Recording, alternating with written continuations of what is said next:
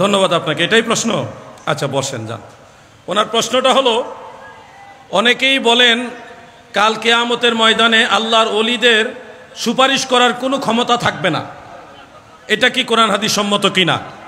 এই প্রশ্নটা আপনাদের জানা বা এটার উত্তর জানা দরকার আছে কিনা?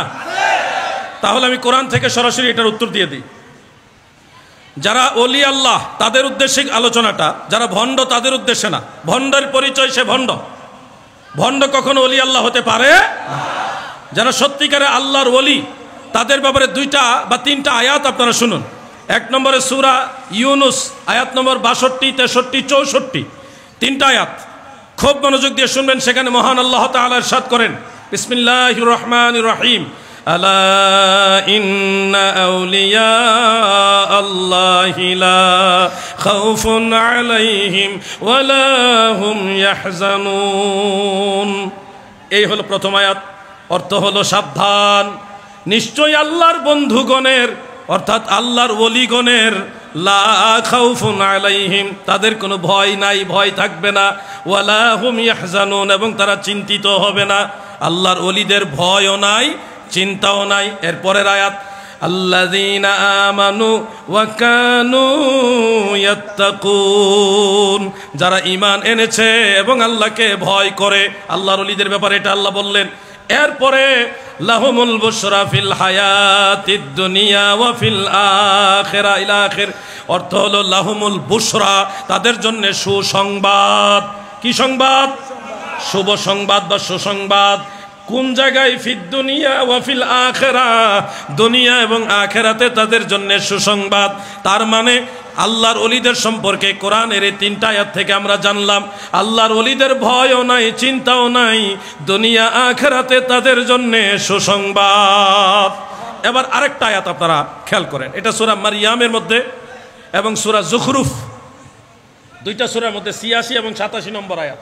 সূরা মারইয়াম এবং সূরা যুখরুফ 2টা আয়াতের 86 এবং 87, এই 2টা সূরার মধ্যে দেখবেন সেখানে আল্লাহ তাআলা বলেন, লা ইয়ামলিকুনা আশ-শাফাআতা ইল্লা মান ইত্তাখাযা ইনদার রাহমানি আহদা। খুব মনোযোগ, আল্লাহ তাআলা বলেন লা ইয়ামলিকুনা আশ-শাফাআত, কেউ শাফাতের মালিক হবে না। খুব মনোযোগ, লা ইয়ামলিকুনা আশ-শাফাআ, কেউ সুপারিশের মালিক হবে না, ইল্লা তবে মান ইত্তাখাযা ইনদার রাহমানি আহদা, যারা রহমানের সাথে অঙ্গীকারাবদ্ধ। রহমান মানে আল্লাহ, যারা আল্লাহর সাথে প্রেমের বন্ধনে আবদ্ধ, ওলিউল্লাহ, নবিউল্লাহ, রাসূলুল্লাহ, হাবিবুল্লাহ, এই ধরনের ব্যক্তি যারা আছে তারা হাশরের ময়দানে শাফাআতের মালিক হবে। সুবহানাল্লাহ বলেন। কে বলেছে? তাহলে যারা বলছেন ওলিউল্লাহ যারা, তারা হাশরের ময়দানে সুপারিশ করতে পারবে না, তাদের কোনো পাওয়ার নাই, তাদের কথা কোরআনের বিপরীত। পাওয়ার থাকবে না তাদের যাদের সাথে আল্লাহর কোনো সম্পর্ক। যারা নবিউল্লাহ, নবী কার নবী? নবিউল্লাহ আল্লাহর নবী, রাসূলুল্লাহ আল্লাহর রাসূল, হাবিবুল্লাহ আল্লাহর হাবিব, আর ওলিউল্লাহ আল্লাহর ওলি।